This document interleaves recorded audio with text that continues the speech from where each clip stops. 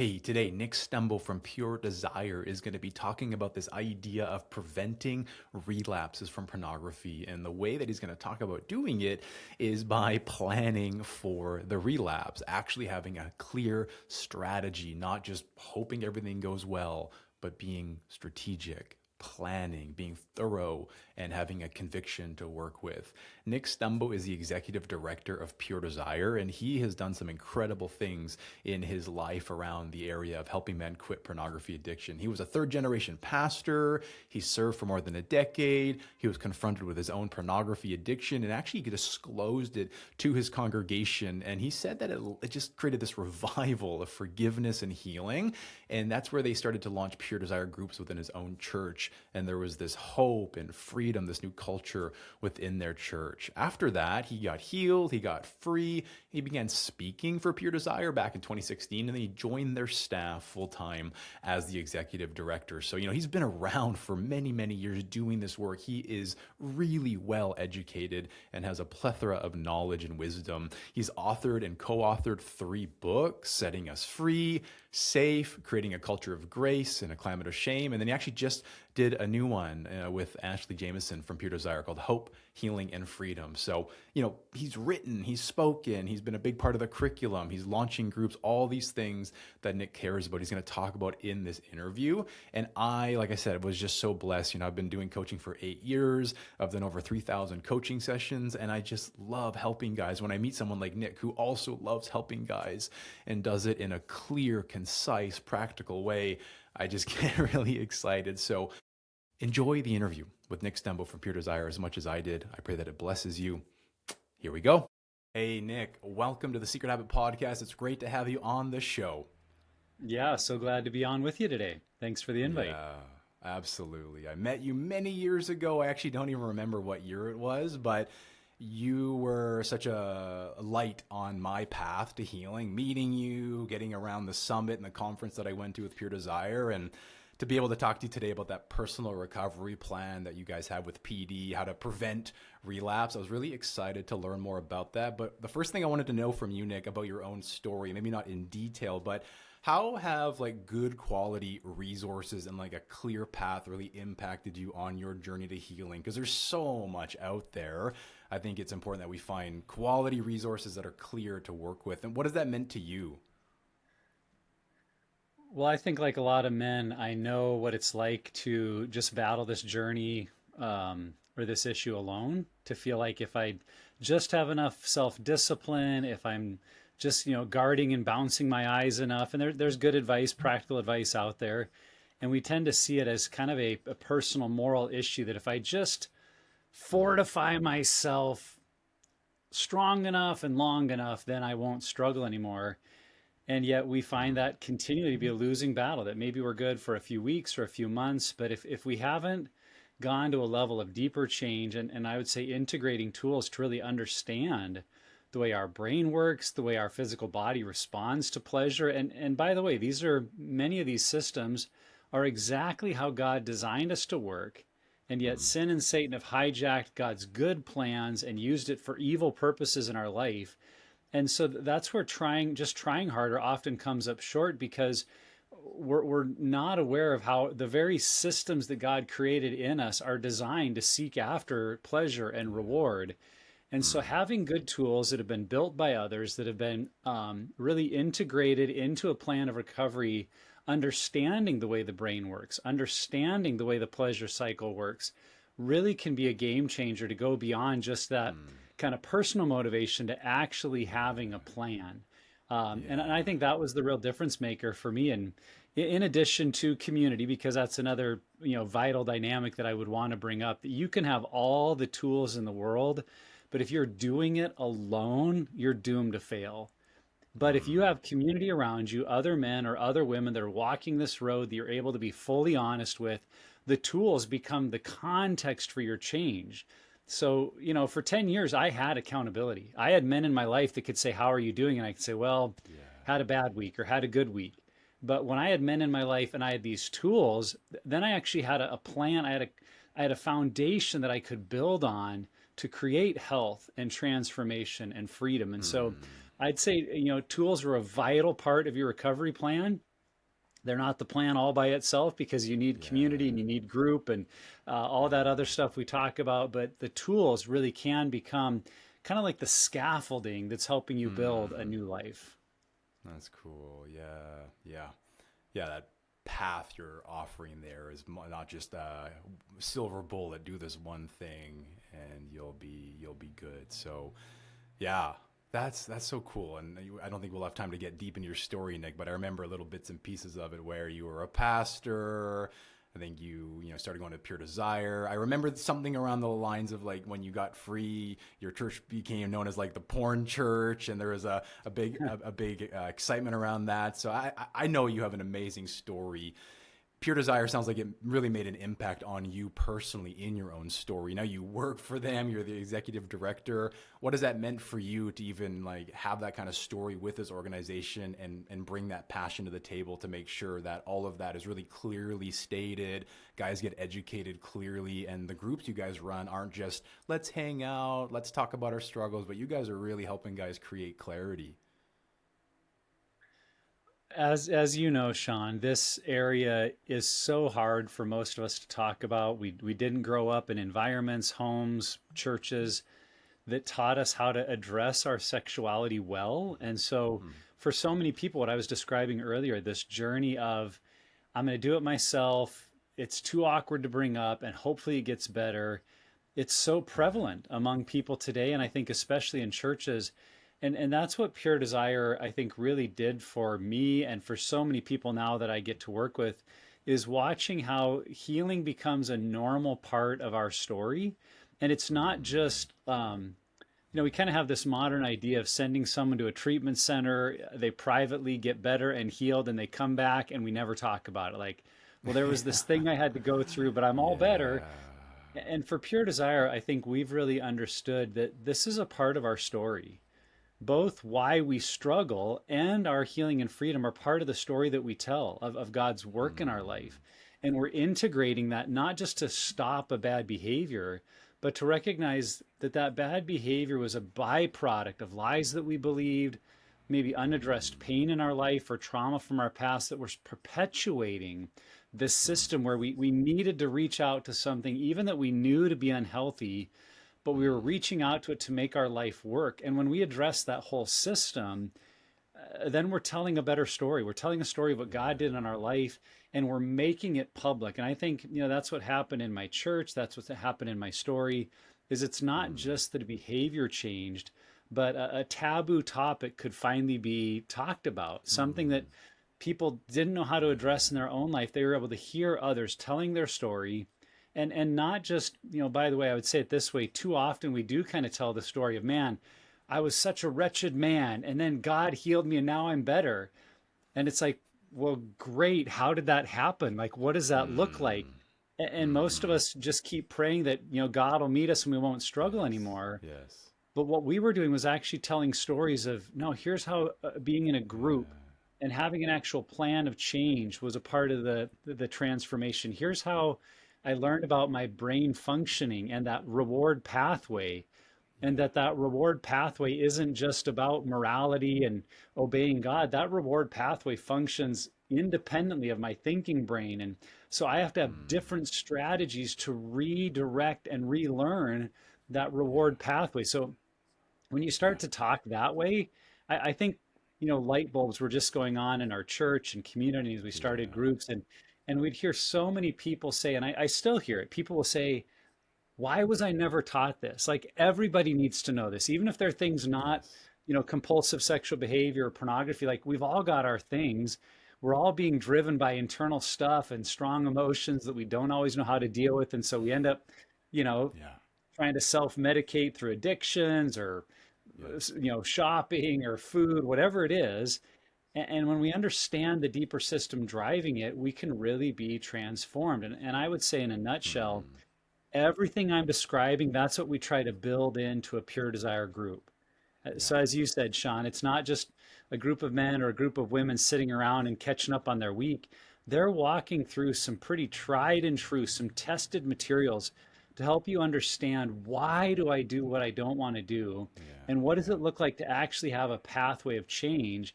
And Yeah. to do that in a safe, confidential group where this group knows my whole story. They know all of Mm, my flaws, and yet they're still in the battle with me. They still believe in yeah. me and they care about me, even as I believe in them and care for them. And there's something about doing all of that together Yeah. that we've just seen be so transformational for, literally thousands of people. We have, I think, over 10,000 people a year that are joining a Pure Desire group Wow. because they're saying, I'm Yeah. tired of just trying harder and trying on my own. I want to Mm, actually experience deep transformation, and that's what can happen in a Pure Desire group. yeah. Well, that was a loaded answer, Nick. So much value there that I would love to hear maybe broken down because the topic we were going to talk about is like preventing a relapse, this personal recovery plan. You just shared so many gems. Like I think a lot of guys are like, "Yes, that's amazing. I haven't really experienced that before. I have all this knowledge. I want understanding. I feel like I have a great day or a great week, and then something hits me and I don't know what to do with it." I'd love to hear about this personal recovery plan. Is that a PD tool? Did that come out of somewhere else? Like, where did that even get developed out of? And I'd love to hear more about what are the core steps of this, how to prevent a relapse recovery plan idea. Yeah, it's a tool that we have at Pure Desire. I would say it's not unique to us. I think it's a byproduct of our founder, Dr. Ted Roberts, and his work and his book Pure Desire. And then in his initial groups, he was utilizing something called a crash site analysis. As a Marine fighter pilot, Ted Yeah. linked everything to Yeah. military terminology, and so that site of you've had a crash, let's analyze what went wrong and what needs to change so that we learn from it and grow. And I think for too many men and women that are caught in some kind of binge purge pattern, our strategy is just to believe, well, I'm just not going to do it again. And then when we do, we're overwhelmed, like, oh my goodness, I did it again. I can't believe it. What's wrong with me? Okay, try harder not to do it again. And Yes. that's really the definition of binge purge. It's just Yeah. believing you're going to never do it again. And so you really don't have a plan for what to do if there is a crash. And so we're never Mm, learning from it. We're just continuing to repeat the same pattern of relapse over and over. And so, Dr. Ted wanted to study that and learn from it. And then also, it comes from the understanding we have from ITAP, the International Institute of yeah. Trauma and Addiction Professionals, that was started by Dr. Patrick Carnes, and his understanding of sexual addiction and the brain. The Recovery Action Plan is really something that they had been utilizing for many years. And so Ted kind of married those together into a plan of action to say, maybe the best way to prevent relapse is to be planning for it. Hmm. And I know that Yeah. sounds Yeah. counterintuitive, Yeah. but what I mean is if we know specifically, and I mean so specific that it is in writing, it is word for word there, it's often a document that we have signed.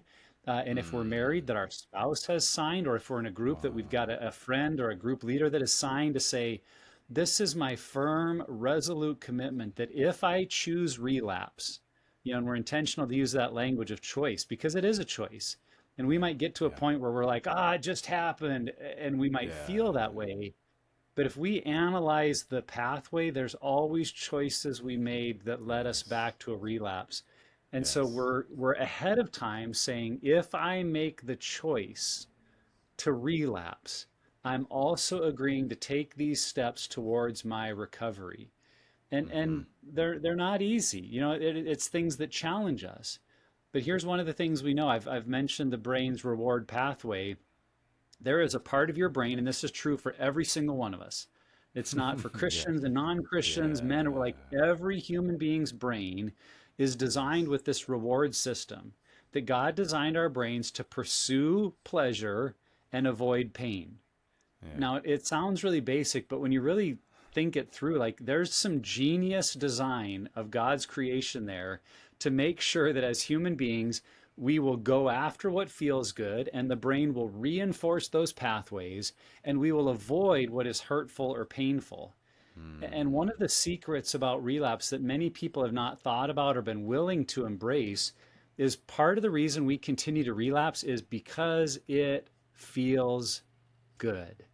mm, We like it in the moment. It is a yeah. pleasure hit, almost Yeah. unlike anything else the world can provide.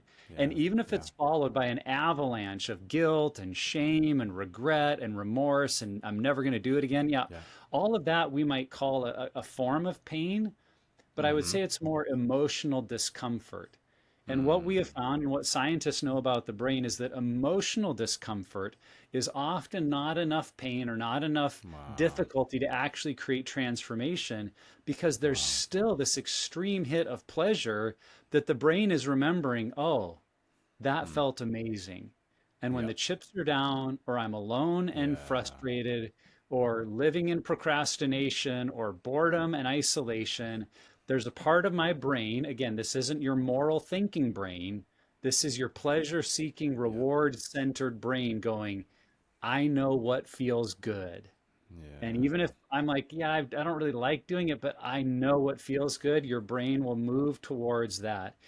Yeah. And so that's a long setup to say the recovery action plan or a personal recovery plan is simply putting a plan in place to say, if I choose that reward, I'm Hmm. also going to choose this pain. And I don't Yeah. mean like Yeah. beating yourself up with whips, kind of the old fashioned, Yeah. that's in, I think, in the Scarlet Letter and some literature, like, well, if you just whip yourself, you'll beat it out Yes. of you. And I don't mean Yeah. that, Yeah. but Yeah. I Yeah. mean some That's, very let's make sure that's clear. specific Very steps. clear here. Yeah, it's not just punishment. We're not just Yeah. engaging in self Yeah. punishment. We're Yeah. engaging in intentional activities that will help our brain Mm. relearn and Yeah. grow and have the strength to choose differently the next time. And so going Hmm. back to where I started, when I said, this is something, it's like preventing relapse by planning for it. What it can Yeah. do for us is when our brain starts to go back down that old familiar pathway of like, I'm thinking about acting out on my phone, or I'm going to go find that iPad Yeah. that I know isn't monitored very well, or I'm going to go to that old place and buy something, whatever our pattern is. As we Yep. start to think down that pattern, those choices, we're also reminded like, oh, if I make those choices, I've also committed to do these things to Hmm. make up for it, to learn and to grow.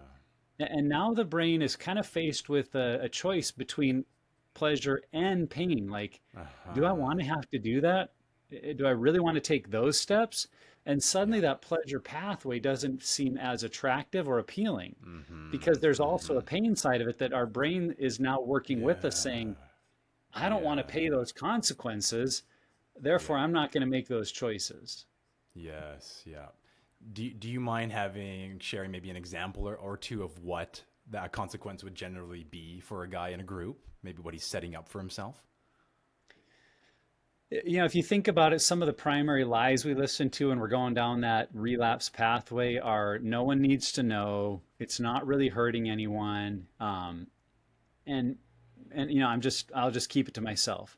So that's Yeah. typically step one of a recovery plan, is being very clear, who will I tell and Mm-hmm. when? So Yeah. most recovery plans, including mine, include something like, if I relapse, within 24 hours, I am agreeing to tell my spouse and to tell my group that I've had a relapse. And so Yeah. that immediately creates this barrier of like, I've said I'll be honest, and that honesty is hurtful to, if I'm married, it's hurtful to my spouse. It creates an embarrassing moment for me Yeah. with my group. So I Yeah. know I can make this choice, but I'm going to tell someone. Mm-hmm. And Yeah. then it might be integrating, like, a very common one in someone's recovery plan is that if I act out using a device, I will lose that device, or at least for a Mm-hmm. period of time, even if it's my cell phone. And we might think, how can I live without a cell phone? Well, you can. And if Yeah. if I act out by looking at images on my Yeah. phone, I'm going to Yeah. surrender my phone for 30 days or 6 months, or Mm. I'm going to get Mm-hmm. a dumb phone that does not connect to the internet. Yeah. Having that consequence on there, what we define is the what would be a logical consequence of your behavior. So again, not a punishment. Mm-hmm. You're not Mm-hmm. just Mm-hmm. arbitrarily punishing yourself, but you're Yeah. saying, well, if I Yeah. isolated on my TV and watch something appropriate, a natural consequence may be, or I mean, a logical consequence may be, I get rid of the TV, or Yeah. I Yeah. no longer have I access understand. to it. So Yeah. that creates a direct, the behavior and choice led to a consequence, and then the brain learns from that and grows. Yeah. So again, if Yeah. I'm careening Yeah. towards relapse, and I'm isolating on my phone somewhere, and I'm going back to old edging behavior, and Hmm. I'm about to, go too far, or I'm already, getting in that Yeah. pattern. Another part of me goes, if I do this, I'm giving up this phone. Mm-hmm. Mm-hmm. Oh, okay. Yeah. I need to put the brakes on.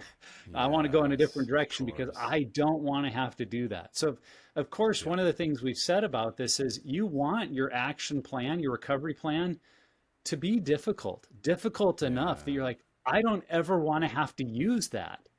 Hmm. And that can prevent relapse Yeah. because you actually don't want to have to integrate the plan that you've already agreed Yeah. that you will do. I understand. Yep. Yep. Totally makes sense. Yeah. Maybe what's coming to my mind as you talk about that, like the word punishment, obviously, is such a confusing word for guys that I've worked with, where it's been used in the form of discipleship or discipline, but it's clearly punishment. That sounds like discipleship to me, a form of good developing of someone's habits and mindset towards just natural, or use the word logical consequences. That's, yeah, like I think it's so important. And maybe in the world of Christianity today, we would see something like that as rigid or religious. And it's like, that's kind of how life works, is there's consequences. And that sounds really powerful, Nick.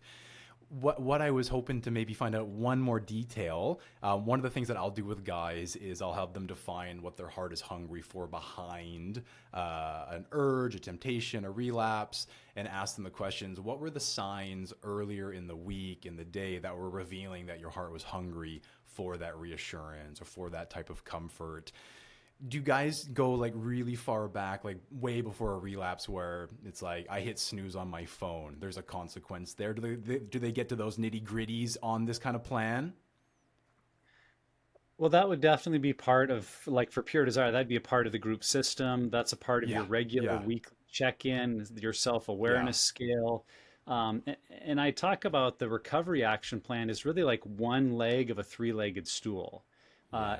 You need all of them. And so the recovery plan is really more a statement of, if I relapse, Mm-hmm. here's what's going to happen. Here's my plan. Yes. Here's what I'm going to do to learn and grow and to change.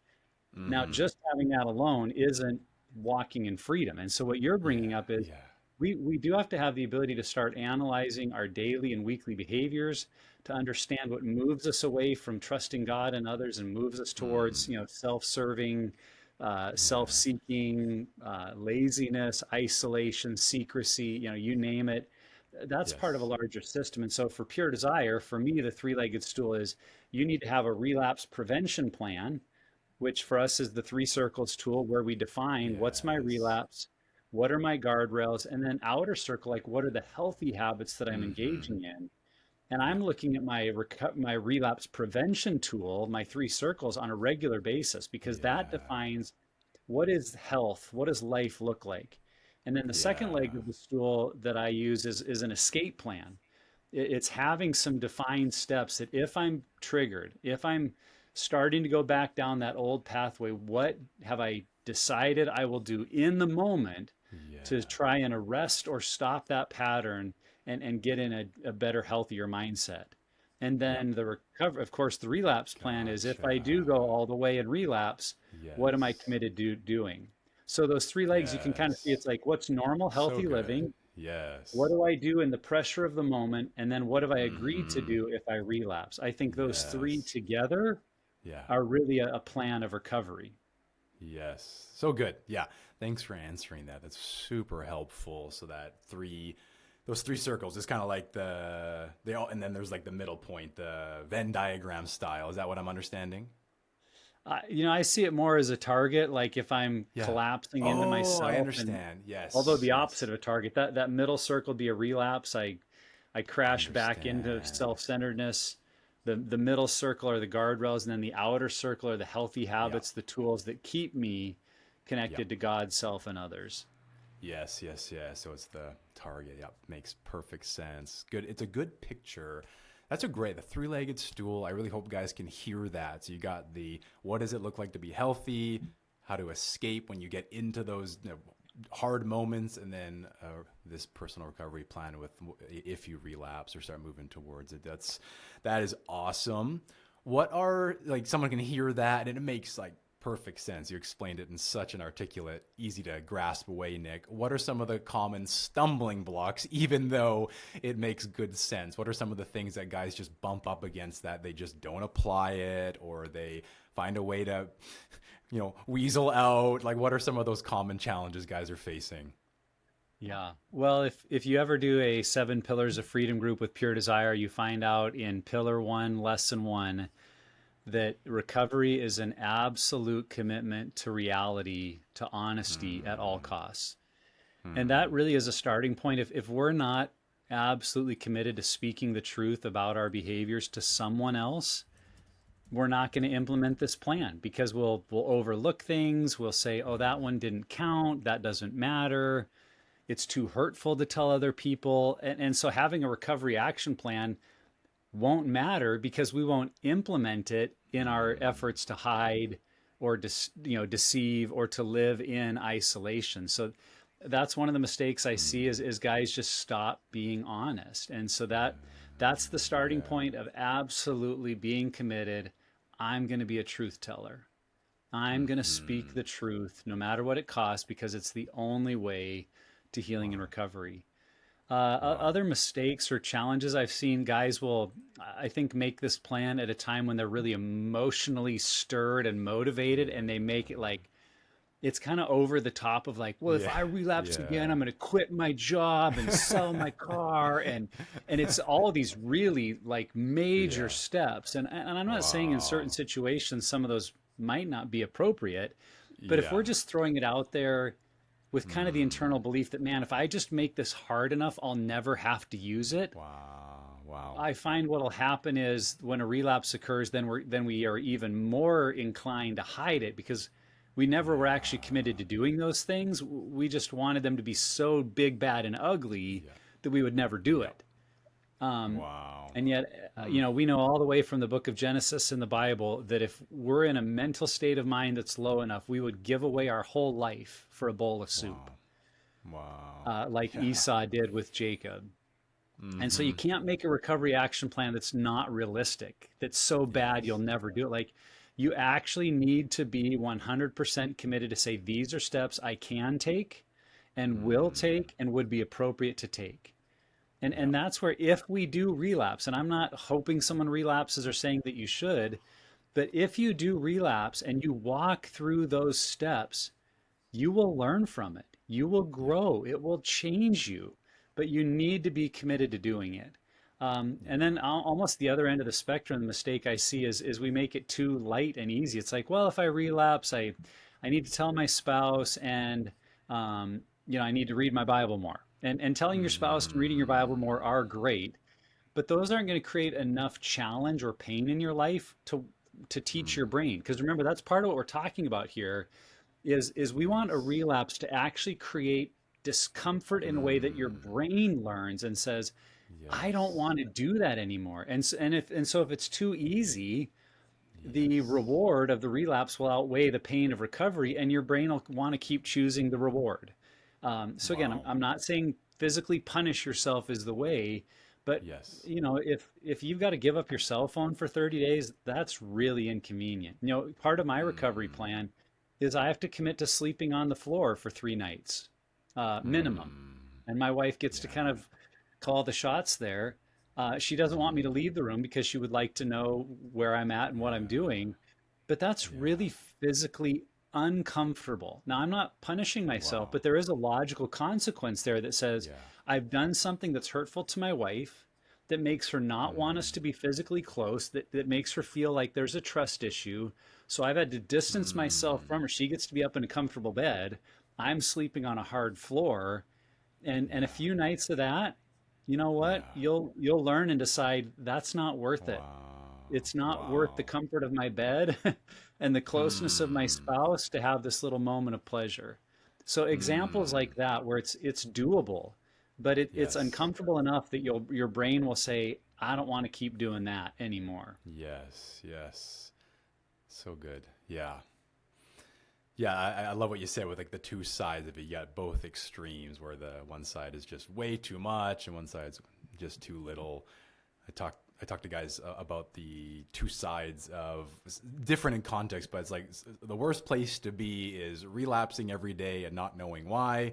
And then there's also a really crummy place to be where you're sober and you don't know why. And you're just like living in fear of, will it happen tomorrow? So what I hear from you is clarity, an actual, a clear plan, something you've actually thought through, not just out of a burst of excitement or trying to wiggle your way out of something, but like there's a deeper realm of conviction. So yeah, sleeping on the floor for 3 nights. That would be uncomfortable. Yeah. That's a good one to consider. Let me give you one Yeah, other idea. please. I've talked about consequences, and when you relapse, there are natural consequences. And what that means is there is pain that I experience whether I want to or not. And so an example, a natural Mm, consequence is it makes me feel a sense of guilt or shame. Another natural mm, consequence is I feel more separated from my spouse or people that care yeah, about me. I might feel yeah, distant in my relationship with God. Like those consequences happen whether I yeah. want them to or not. And so one of the things we can do with this I tool understand that. is we can say, how can I create a natural consequence, or have that natural consequence lead into or connect to a logical consequence?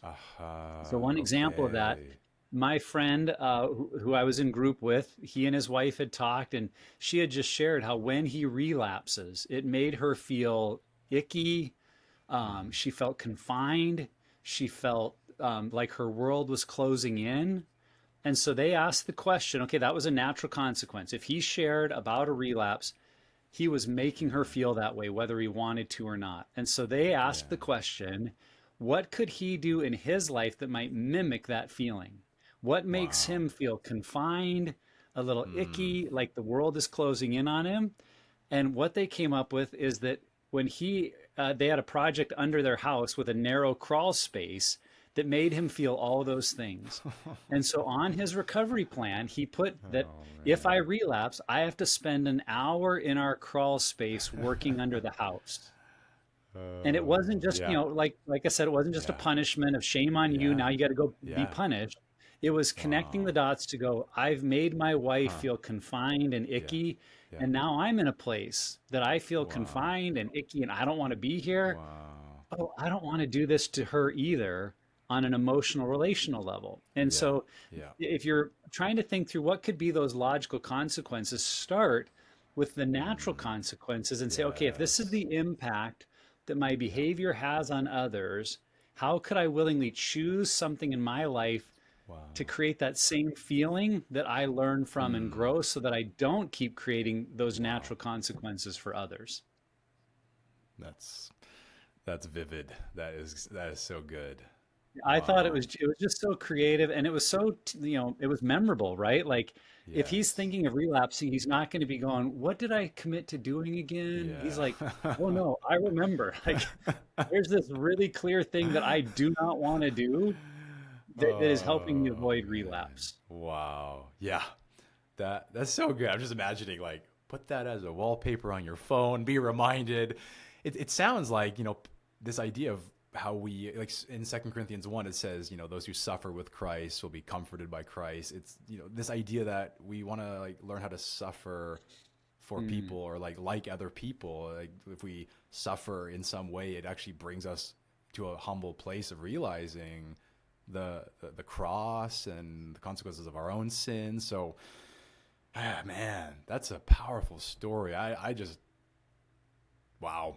Yeah, those are the kind of things that, where can we even be more courageous as men for our wives and our families to yes. have these Yeah. sorts of consequences, to be more humble and relate to them, not out of punishment, like you're saying, but out of a posture of, I care so much about you that I'm willing to have a consequence to show you that I'm taking it seriously. Wow. Man, thanks for sharing that, Nick. Yeah. That really struck me. I think it's obvious in the sense that I could think of like what's the fruit of this three-legged stool and what you're talking about. But can you share just some of the things, maybe for 2-3 minutes? What have you seen some of the fruits of in guys' lives? Like they have these plans in place and the kind of trust it builds with their wives, or the type of freedom they're experiencing. You have probably just seen countless stories. Maybe you can just share one or two and just say like this is what's available. Yeah, I think it's helpful in this whole journey to maybe compare the metaphor to if someone is recovering from for physical health. You know, imagine someone who's 100 pounds overweight. Their physical journey isn't just stop eating donuts, right? If Hmm. donuts are their thing, and that might be part of it. But if all I do is stop eating donuts, am I really healthier? Probably not. When you've Hmm. seen people transform and get healthier, it becomes a new way of life. Yeah, they stop eating donuts, but they also develop exercise habits. They start drinking more water. They get regular sleep. They're aware of calories and good ones and bad ones, and that doesn't mean they're never enjoying a dessert, but they're learning a new way of life. And I think when it comes to sexual Yeah. health and walking in freedom, that's what so many of us have missed. We're just still trying to not eat the donuts versus this transformation saying I need to learn a whole new way of life because a lot of my Yes. life has been about avoiding pain, not owning my weaknesses, living in isolation, not being honest with other Mm. people. And when I enter into a healing pathway, I'm really determining like I'm going to learn a new way of doing life. And so I think of the guys in Yes. group, you know, they might join because yeah, they want to stop looking at porn or their wife caught them doing something and they don't want to lose the marriage, so they're motivated Yes. like I got to stop, and that's good. But what happens is when they get under the surface and they find out why they've been doing those things, that it's not just because you got lots of hormones, but that they're Hmm. trying to fill up a void or they're trying to answer questions of their value, worth, and identity. And as they understand that and they begin to find themselves in Christ and really root their identity in who God made them to be, they see the way it begins to transform everything. They become a more honest man. Hmm. They become empathetic to their wife and understand her needs better. And they engage Yes. in physical sex not just to meet their needs, Yeah. but as an expression of deeper intimacy and the kind of connection that God intended us to have that isn't merely physical, but it's physical, emotional, and spiritual. And so it really begins to transform everything because we're not, like I said, we're not stopping a bad behavior. We're understanding how is Yes. it part of a larger system. And as I invite Hmm. God and others in to help me change that system in a positive way, everything around me begins to change. We become more present to our Wow. kids. Hmm. We don't avoid pain in our family, but we, in love and grace, address things. And I just Hmm. also think of the stories that people say, like, as I faced these hard situations, you know, and maybe at first there were some difficult conversations, but they'll say it prompted growth in my family. It Hmm. prompted growth in my relationship with my parents. It changed the way Wow. I interacted with my brother because when Yeah. we live out of authenticity and we're able to share at an emotional level what we're experiencing, what's going on, it invites others into that as well. And so it creates Hmm. transformation far beyond just that behavior. It's learning to live life in relationship with God and others the way I believe we were designed to. Yeah. Yeah.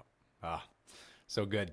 It's like music to my ears. I love that, Nick. Thank you for giving a vision of what that really not just like could look like, but things you've seen and experienced. One of the I'd love to get into PD and pure desire for people that don't know that the acronym PD, but I know you guys offer counseling. There are guys in groups. Like I just had a client earlier today who's in a 7 pillars group. How often do you see guys that are in groups that are also maybe seeking outside counseling, coaching, therapy? Because I know lots of different groups out there, and that's not uncommon. And I wouldn't want someone to hear this and think that I'm in a group and I also have a coach. Like, is that not normal? What's something that you've seen as more common where guys like have something they're really wrestling with, and maybe they need some extra expertise to really wrestle out some of those deeper roots, those wounds? What does that commonly look like for guys in pure desire, Nick? The way I like to say it is we were all made for community and we Yeah. all need a place we can be real, be our authentic self, and to do that with our peers. And that's where I think group is necessary for I think everyone, literally everyone would benefit from being in a pure Mm. desire group at some point in their life, just to explore their story, Yeah. understand what God is up to. And that community is vital. But we do see a significant portion of people that need that expert guidance of someone who is trained. And that's what a Mm. counselor is for. A counselor Yeah. is trained to hear your story and ask really good questions and say, you know, have you ever connected these dots? Yeah. Tell me more about this. One of the illustrations I've used is the physical blind spot that we all have in our eyes. If you cover one eye, and maybe you've done the exercise when you were in middle school where there's a dot on a paper and you cover one eye, and you move that dot around on the piece of paper to a place where literally the dot disappears because Yeah. your eye has one eye has that blind spot, and that's why you Yeah. have two eyes, because Yeah. the other eye can always cover for the blind spot. And that's, I think, what a counselor or a coach, a good, Mm. ministry like yours, if you've assigned leaders to walk alongside someone that can help you see your blind spots. And so Yes. that doesn't mean that every single person needs a counselor or a coach, but many of us do, because group is not meant to be the expert to tell you what to do. Group is meant to be your community. But to have someone to walk Hmm. alongside of you that's more mature, has greater wisdom, and can look into your Wow. story and help you see what you're not seeing is incredibly vital. So we find that 30 to 40% of people that are in group will also be doing counseling. Wow. And Yeah. honestly, I think the number should probably be higher, but a lot of us make excuses Hmm. for why we can't afford a counselor, or I don't Hmm. need that. And I've said to many men, I've said, hey, I get it. Start in group, go all in. And if Yeah. being all in group is helping you truly change and avoid relapse, that might be sufficient for you. But if you're Yeah. doing group and you still find yourself veering back into old patterns, Yeah. that's where a counselor can provide some expertise in helping you understand why that might be happening. Mm. Now, I would Man. point out the Yeah. danger that I'm seeing also. I don't know about you, Sean, but I feel like we live in an era that has popularized counseling more. Like everybody's got a counselor. I'm going to my Yeah. counselor. A Yeah. mental health, but like Yeah. we've all got coaches Not and not in the Czech counselors. Republic yet, but yes, I know. Yeah, for sure in the US. And Yeah, what I'm finding absolutely. is that people want that to be all they do. They don't Yeah. want the vulnerability of group, the weekly Hmm. discipline of group. And I think we're really missing out because it's a little bit like what I see happening in Catholic confession and in going to a counselor. We are going to a professional whose job it is to hear the worst of us, to, in a sense, Hmm. absolve us of our guilt, say, you're going to be okay, or the priest actually, pronounces over us the grace of God. And then we walk Yeah. out like, okay, I'm all Yeah. better. Now, nobody around me Hmm. knows my story. I'm not learning to be Yeah. real, but I've got this place. And what I find, if we only go to a counselor or we only go to a coach, is we're probably still living in a layer of shame and isolation, believing Hmm. that if the people Hmm. around me knew my story, they would reject me.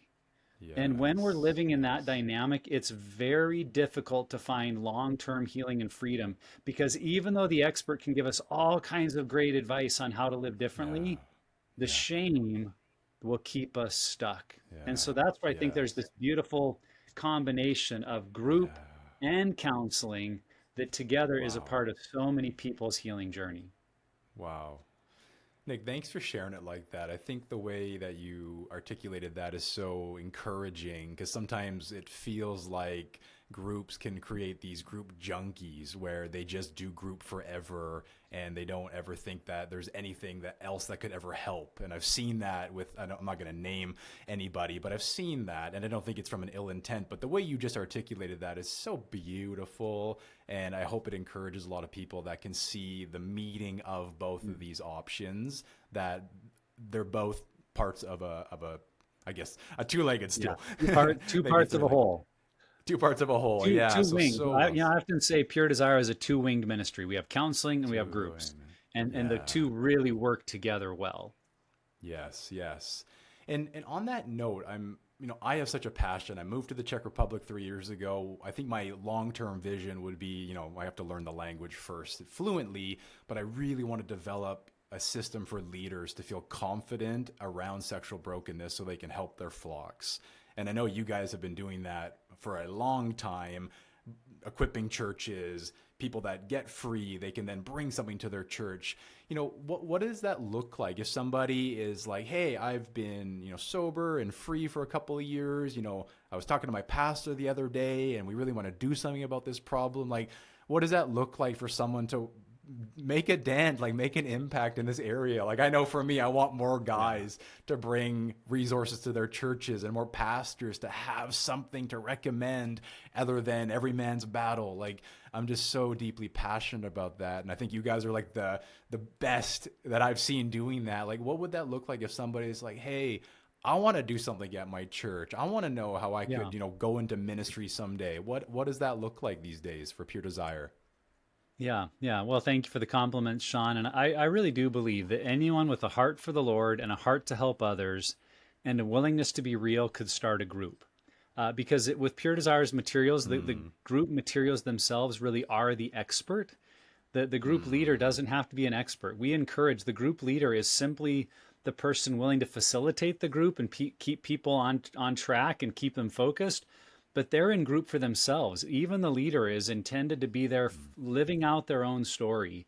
And so I think that starting place of saying, not saying, well, I'm the expert, come and learn from me in my pure desire group or my purity group, mm. but instead saying, hey, I'm on a journey and God is creating freedom in my life. Would you join me on this journey and be a Wow. part of this group? And then that Yes. sense of we're all in this together. Because the Wow. group materials will walk you through week by week what to do, how to structure the group time. Like we've already talked about, it's not just a casual shoot the breeze conversation for an Yes. hour. There's Yes. there's a very planned out schedule for the group and what you'll cover, and so anyone that can read and has a heart to lead could follow that plan. And then we also have a group Yes. leader training module on our website. It's streaming. It's about 4 or 5 hours, just all the nuts and bolts of how do I lead group, what to do, what not to do. Mm.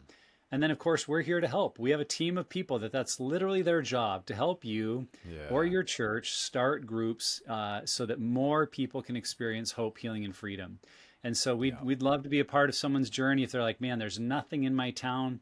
We do have Mm. Pure Desire groups in about 1,300 locations, which is awesome Wow. until you Wow. put that on the map of the globe and you realize, like, oh, in Europe, that might mean there's 5 groups Wow. in all of Europe. Yeah. Well, Yes. let's start something here. And we could look at helping equip you through our group leader Wow. training and our team and help you start something wherever you live. Man, that is awesome. And when you said we have a team of people, I had this flash memory of eating smoked meat at Rich Moore's house when I met you that way back in the day. So, yes, you Yeah, guys and have a Rich Moore's great still team. leading. He's still leading that Yeah. team. Yeah, you guys are passionate. You've been around the block, so it's really, really awesome. You said this catchy phrase, hope, healing, and freedom, and that sounds like that's your guys' newest book, Nick. I know you wanted to talk about that briefly. What is that book about, and where can people go to learn more about that? It sounds amazing. Yeah, I've joked that the book could be called A Primer for Pure Desire, but that would be a terrible title and no one would buy it. So we called it Hope, Healing, and Freedom because that is kind of the sequence of we want to give people hope and then help Yeah. them engage in a healing journey and then equip them to live in Mm, freedom for the rest of their life.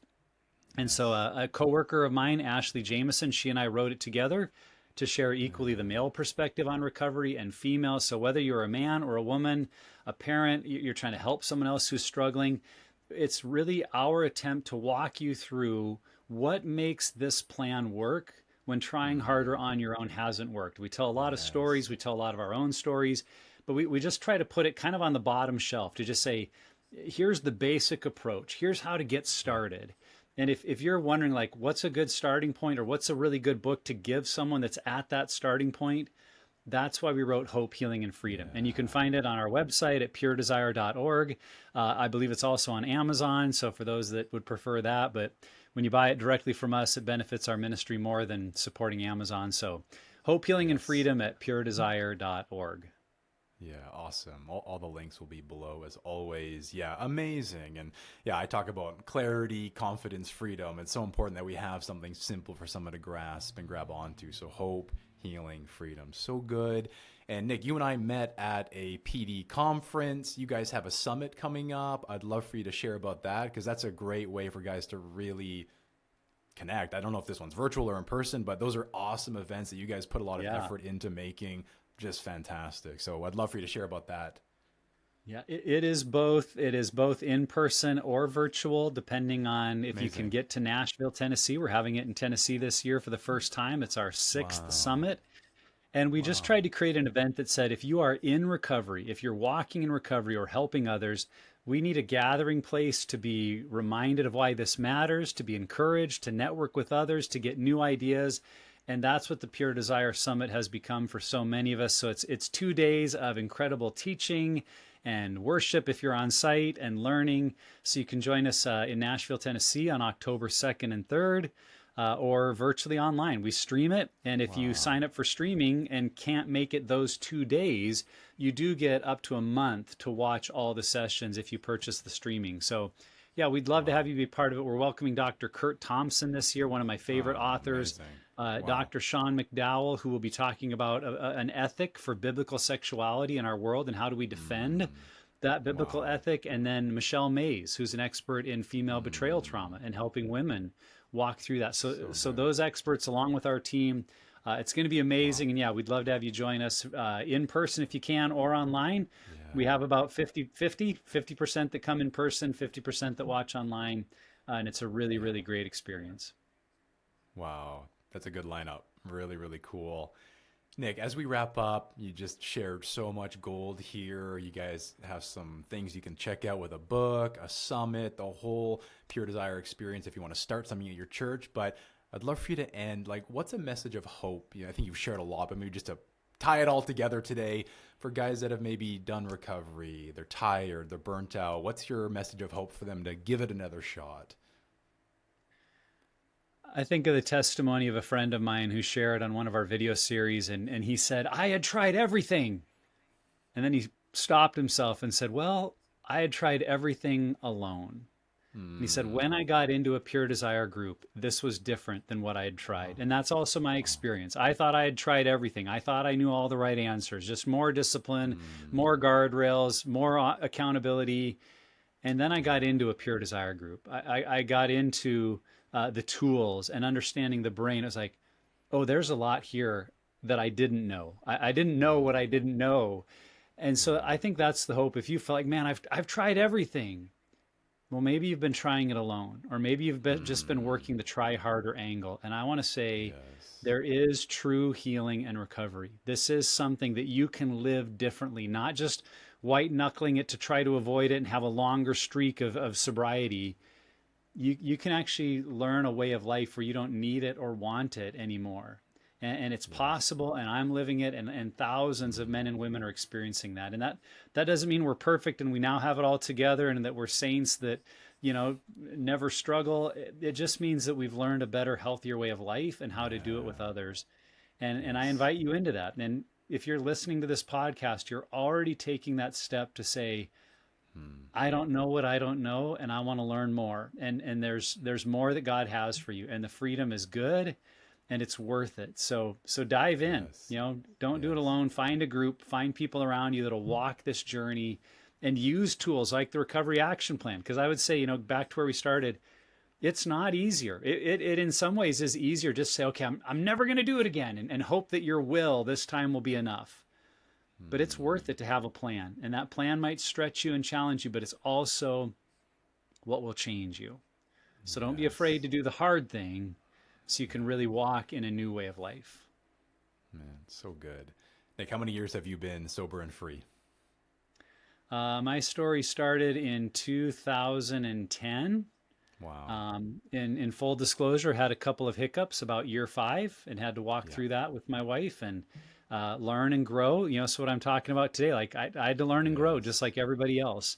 But yeah, Yes. now 16 years since our journey began with Pure Wow. Desire.